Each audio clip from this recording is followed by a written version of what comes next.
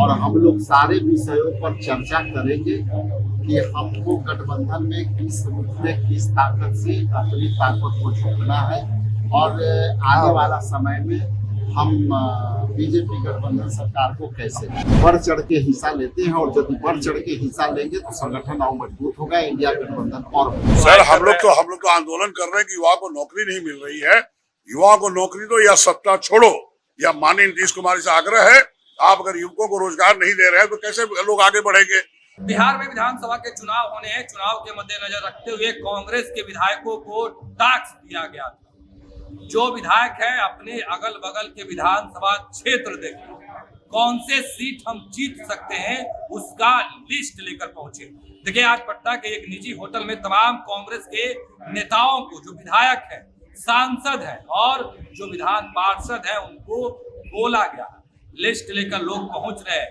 मंथन होगी क्योंकि जो अगली बैठक होने जा रही है उसमें ये चर्चा होना है कि किस किस सीटों पर कांग्रेस को दावेदारी ठोकना है। क्या कुछ करें कांग्रेस के विधायक, सब प्रदेश अध्यक्ष राजेश राम, विधायक अजीत शर्मा और भी कई लोग पहुंचे। तमाम लोगों से हमने बात की, क्या कुछ करें। सबसे पहले हम आपको वो सुनाते हैं। आज का बैठक बहुत ही महत्वपूर्ण है और हमारे जितने भी विधायक साथी, खास करके सभी माननीय विधायक और एमएलसी और सभी सांसदों को आमंत्रित किया गया है।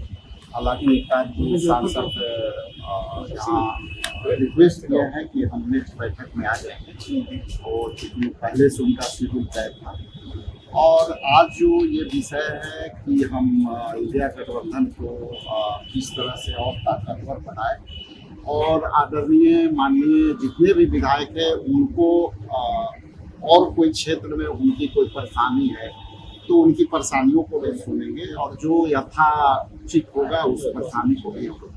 सर इस साल बिहार में चुनाव है, पिछले बार आप लोग 70 सीटों पर लड़े थे, क्या इस बार भी उससे अधिक सीटों की डिमांड आप लोग करेंगे? इस पर भी चर्चा हो सकती है। आज का विषय ये है कि हमारे सभी विधायकों, एमएलसी और सीएलपी परिषद, ये सब के साथ बैठक है, प्रभारी जी के साथ बैठक है और हम लोग सारे विषयों पर चर्चा करेंगे कि हमको गठबंधन में किस रूप में किस ताकत से अपनी ताकत को झोंकना है और आने वाला समय में हम बीजेपी गठबंधन सरकार को कैसे। अध्यक्ष जी, कहा यह जा रहा है कि विधायकों को टास्क दिया गया कि अगल बगल के विधानसभा क्षेत्र को देखिए कि कहां पे हम मजबूत हैं ताकि वहां दावेदारी ठोका जाए महागठबंधन के अंदर। देखिए विधायक भी, मैं भी विधायक हूं तो कई दायित्व तो ऑर्गेनाइजेशन का मिलता है, क्योंकि विधायक भी ऑर्गेनाइजेशन के अंग होते हैं।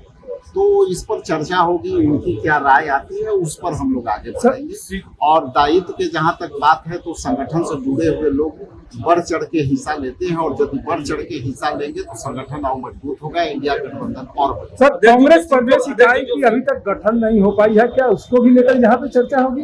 देखिए ये हमारा जो इंटरनल जो ऑडिट है उसके अनुसार जो संगठन है, संगठन जब चाहेंगे तब बना देंगे, इसमें जरा सा भी कोई अति नहीं है। लेकिन ये अभी हम चुनावी मोड में हैं तो एक साथ सभी काम करने में थोड़ा बहुत टाइम टेकिंग होता है, क्योंकि कई कार्यक्रम आप देख रहे होंगे कि कभी राहुल जी के आ जाता है, कभी आंदोलन है, कभी बलात्कार की घटनाएं आ जाती है। तो इसके लिए पूरी फुल प्रूफ तैयारी हमको करके ऑर्गेनाइजेशन वो भी तो जरूरी है ताकि जो भी कार्य हो तब आगे जिनको उस ऑर्गेनाइजेशन में आते हैं आना है वो सबसे काम लिया जा रहा है।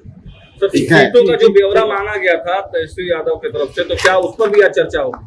अभी ऐसा तो नहीं था कि ब्यौरा मांगा गया था, कहीं मीडिया में से तो हम भी सुन रहे हैं कि जो है इस तरह के ब्यौरा, लेकिन हम कई बार देखते हैं कि जो अंदर चर्चा चलती है वो बाहर नहीं पता चलता, बाहर के बातें अंदर पता नहीं। ठीक है, इसलिए सब कोई विषय नहीं है। तो हम लोग सभी विधायक जा रहे हैं, जो भी चुनाव चुके आप जान रहे हैं 2025 में है, उसकी हम लोग तैयारी कैसे करें, हम उसी पर हम लोग को डिस्कशंस करना है ताकि हम लोग की सरकार बने, महागठबंधन की सरकार बने। वो निश्चित तौर पर उसी पर बातें होगी। विधायक बिल्कुल हो सकती है। तो हम लोग जहाँ भी हम लोग जिस जिला से जो भी विधायक आते हैं वो अपनी बात बताएं, कहाँ हम जीत सकते हैं। निश्चित तौर पर पूरे चुनाव का 2025 में उसी पर बातें विधायक जी, क्या युवाओं को लेकर भी इसमें रणनीति बनने जा रही है? युवा सर हम लोग तो आंदोलन कर रहे हैं कि युवा को नौकरी नहीं मिल रही है। युवा को नौकरी दो या सत्ता छोड़ो, या माननीय नीतीश कुमार से आग्रह है, आप अगर युवकों को रोजगार नहीं दे रहे हैं तो कैसे लोग आगे बढ़ेंगे।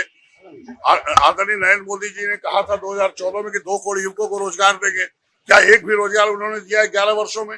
इसलिए रोजगार निश्चित तौर पर युवाओं को मिलना चाहिए, और महागठबंधन की सरकार बनेगी, हम लोग युवकों को रोजगार भी देंगे और 2500 रुपया महिलाओं को, माँ बहनों को भी हम लोग पूरे सम्मान की राशि देंगे। योजना पर भी चर्चाएं होने जा रही है कि कैसे इसको लोगों तक पहुंचाएं। सरकार जैसे ही बनेगी वैसे हम लोग देंगे, और हमारे सभी वर्कर्स घर घर जाके, सभी महिलाएं जो हमारे वर्कर्स है सब लोग जा रही हैं और सबको मिस्ड कॉल करा के सबको मेंबर बना रही है। तो अभी आपने सुना किस तरीके से तमाम चीजों को लेकर अपनी बातों को रख रहे थे।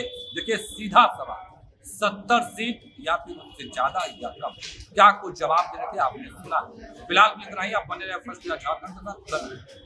पनोरमा ग्रुप, जो सोचता है वो करता है, आपके अपने सपनों का आशियाना।